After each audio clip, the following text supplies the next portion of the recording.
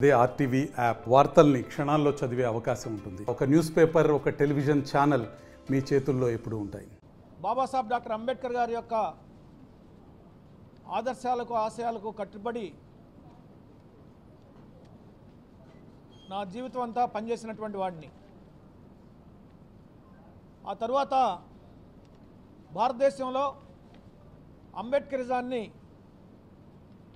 బ్రతికించి పెద్ద ఎత్తున ముందుకు తీసుకుని వెళ్ళి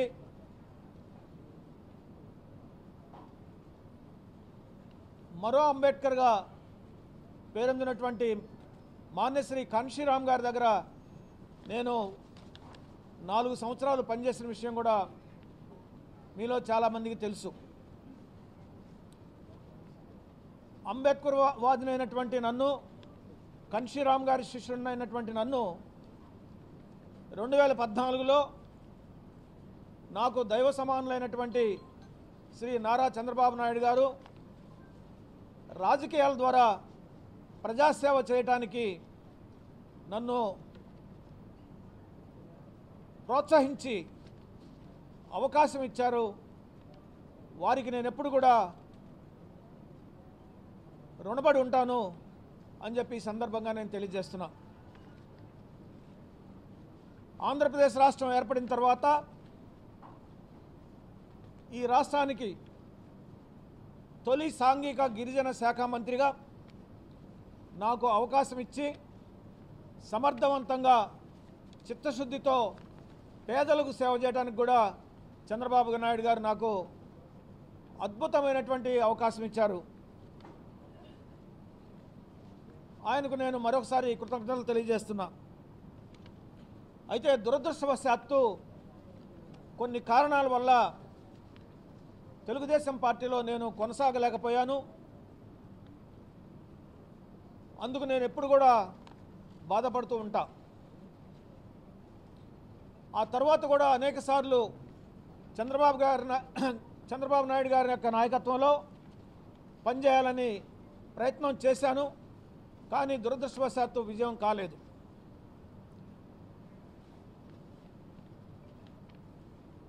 ఇటీవల కాలంలో ఎస్సీ ఎస్టీ బీసీ మైనారిటీలకు రాజ్యాధికారం తెస్తానని చెప్పేసి జగన్మోహన్ రెడ్డి గారు ప్రజల ముందుకు వచ్చారు. ఎన్నికల సమయంలో ఆయన నిజంగానే ఎస్సీ ఎస్టీ బీసీ మైనారిటీలకు రాజ్యాధికారం తెస్తాడని నేను నమ్మి ఆ పార్టీలో ఇటీవల కాలంలో చేరటం జరిగింది. ఎలక్షన్కు ముందు. అయితే మెజారిటీ ప్రజలు వైఎస్ఆర్సీపీ పార్టీని ఈ ఎన్నికల్లో తిరస్కరించారు.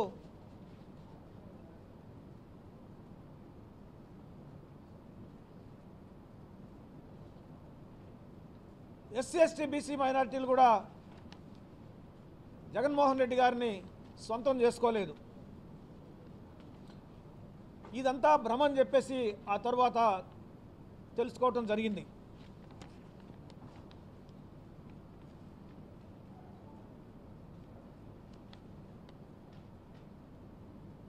అయితే ఈ రాష్ట్రం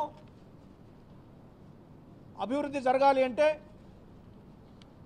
అధికంగా సంక్షేమం పేద ప్రజలకు అందాలి అంటే అది నారా చంద్రబాబు నాయుడు గారి ద్వారానే సాధ్యం అని చెప్పేసి మెజారిటీ ప్రజలందరూ కూడా భావించి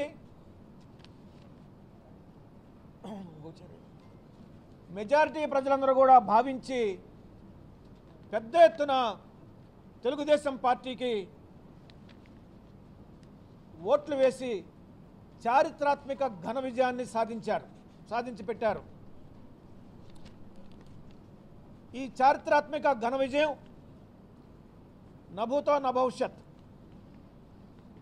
రాష్ట్రం యావత్తు కూడా చంద్రబాబు నాయుడు గారి ద్వారానే ఈ రాష్ట్రం బాగుపడుతుందని, పేద ప్రజలకు సంక్షేమం సంపూర్ణంగా అందుతుందని అందజేయగలరని విశ్వసించారు.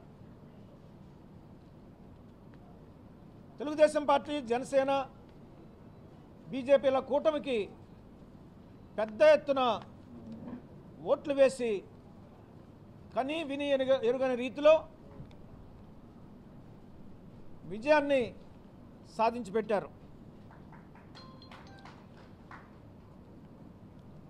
ఈ ప్రజా తీర్పుకి, మెజారిటీ ప్రజల అభిప్రాయానికి నేను కూడా ఆమోదం తెలియజేస్తా ఉన్నా. ఈ మెజారిటీ తీర్పుని, ప్రజల అభిప్రాయంతో నేను కూడా సంపూర్ణంగా ఏకీభవిస్తున్నాను. అంతేకాకుండా మిత్రులారా, గత 40 సంవత్సరాలుగా శ్రీ మందకృష్ణ గారి నాయకత్వంలో వర్గీకరణ కోసం, ఎస్సీ రిజర్వేషన్ల వర్గీకరణ కోసం పెద్ద ఎత్తున ఉద్యమం జరగటం మనం చూస్తూనే ఉన్నాం.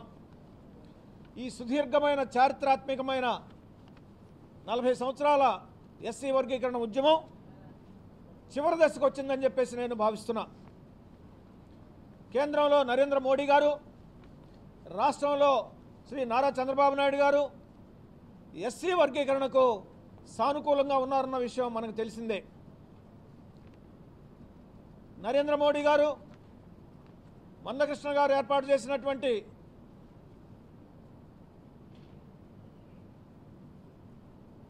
పది లక్షల మందితో ఏర్పాటు చేసినటువంటి మీటింగ్లో వర్గీకరణకు మేము అనుకూలంగా ఉన్నాం అని చెప్పేసి ఒక కమిటీని కూడా కేంద్ర స్థాయిలో నరేంద్ర మోడీ గారు వేయటం జరిగింది.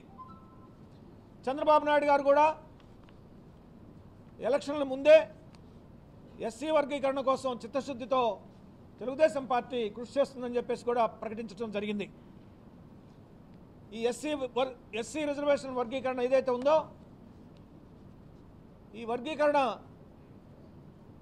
జరగాలి అంటే కేంద్రంలో నరేంద్ర మోడీ గారి నాయకత్వం, రాష్ట్రంలో చంద్రబాబు నాయుడు గారి నాయకత్వం అవసరం అని చెప్పేసి నేను భావిస్తున్నా.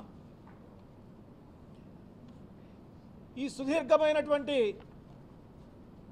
అపరిష్కృతంగా ఉన్నటువంటి ఈ సమస్య తప్పకుండా పరిష్కారం జరుగుతుంది వీరి నాయకత్వంలో అని చెప్పేసి నేను విశ్వసిస్తున్నాను, ఆశాభావం వ్యక్తం చేస్తున్నా.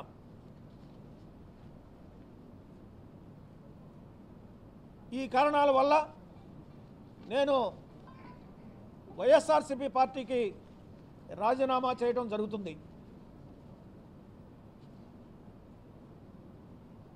ఒక పక్క సమాజ సేవ కొనసాగిస్తూ అంబేద్కరిజాన్ని ముందుకు తీసుకువెళ్తూ అంబేద్కర్ గారి యొక్క ఆశలు, ఆశయాలు, ఆదర్శాలని ప్రజల్లోకి తీసుకువెళ్తూ అమలు చేయడానికి కృషి చేస్తూ, మరొక పక్క వర్గీకరణ ఉద్యమంలో కూడా భాగస్వామినై ఎస్సీ వర్గీకరణ కూడా నా వంతు పాత్ర నేను పోషిస్తానని చెప్పేసి ఈ సందర్భంగా నేను తెలియజేస్తున్నా. ఏదేమైనప్పటికీ కూడా ఆంధ్రప్రదేశ్ రాష్ట్ర ప్రజలు నూతనంగా ఏర్పడబోయేటువంటి ఎన్డీఏ ప్రభుత్వం వైపు ఆశగా చూస్తున్నారు. ఈ రాష్ట్రాన్ని గాడి తప్పినటువంటి రాష్ట్రాన్ని గాడిలో పెట్టి రాజధాని లేని రాష్ట్రానికి రాజధానిని నిర్మాణం చేసి ఈ రోజు ఉన్నటువంటి సంక్షేమ పథకాలను మరింత విస్తృతంగా చేసి అమలు చేసి పేద బడుగు బలహీన వర్గాలను ఆదుకుంటారని చెప్పేసి నేను ఆశిస్తున్నా. వైఎస్ఆర్సీపీ పార్టీకి రాజీనామా చేసినప్పటికీ కూడా నా యొక్క సామాజిక సేవను, నా యొక్క ఉద్యమాన్ని, అంబేద్కరిజాన్ని ముందుకు తీసుకువెళ్తానని చెప్పేసి ఈ సందర్భంగా నేను తెలియజేస్తూ సెలవు తీసుకుంటున్నాను. చేరే ఉద్దేశం లేదు. ముందు ఈ ఎస్సీ వర్గీకరణ ఉద్యమాన్ని ముందుకు తీసుకుని వెళ్ళి కృష్ణమాది గారి నాయకత్వంలో వర్గీకరణ సాధించాలి. ఆ తర్వాత బాబాసాహెబ్ డాక్టర్ అంబేద్కర్ యొక్క కల అయినటువంటి సమసమాజ నిర్మాణ స్థాపనలో భాగంగా ఆయన ఆశలను, ఆశయాలను, ఆదర్శాలను కూడా ముందుకు తీసుకువెళ్ళాలి. కాబట్టి నేను ఈ సామాజిక సేవలో చురుకుగా పాల్గొని పేద బడుగు బలహీన వర్గాల ప్రజల సేవకు ఎల్లప్పుడూ కూడా అందుబాటులో ఉంటానని సందర్భంగా నేను తెలియజేస్తున్నాను. ప్రస్తుతానికైతే మా ముందున్నటువంటి సమస్య ఎస్సీ వర్గీకరణ సమస్య. ఈ సమస్య పరిష్కారానికి కేంద్రం కమిటీ వేసింది. ఈ సమస్య పరిష్కరించడంలో నేను చురుకైనటువంటి పాత్ర పోషించాలి. కృష్ణమాది గారితో ఈ విషయం పట్ల అనేక సార్లు చర్చించడం జరిగింది. సరే, రాజకీయాలు అంటారా, రాజకీయ జీవితం అంటారా, అది ఎప్పుడూ ఉంటానే ఉంటుంది. ముందు మనం అనుకున్నటువంటి లక్ష్యాలని సాధించిన తర్వాత ఆ తర్వాత రాజకీయాల గురించి ప్రస్తావించవచ్చు. అవకాశం వస్తే మళ్ళా రాజకీయాల్లో కొనసాగవచ్చు. అంశం క్లియర్ అవుతూనే, చేసుకుంటూ పోతూనే ఆ వర్గీకరణ అంశానికి అనుకూలంగా ఉన్నటువంటి రాజకీయ వ్యవస్థలో భాగస్వామిని అవడానికి నేను ఎప్పుడు కూడా సిద్ధంగా ఉంటాను. అంటే 3 పార్టీలు ఉన్నాయి, ఇప్పుడు అనుకూలంగా 3 పార్టీలు ఉన్నాయి. 3 పార్టీల్లోకి దేంతో ప్రయాణం కొనసాగించి ఎస్సీ వర్గీకరణ కోసం వెళ్ళే అవకాశం ఉంది? అంటే ఇప్పుడు సమస్య పరిష్కారానికి ముందుకు వెళ్తాము, వర్గీకరణ అంశాన్ని ముందుకు తీసుకువెళ్తాము. ఈ తీసుకువెళ్ళే క్రమంలో అవకాశాన్ని బట్టి మళ్ళా రాజకీయాల్లో ప్రవేశించడం జరుగుతుంది.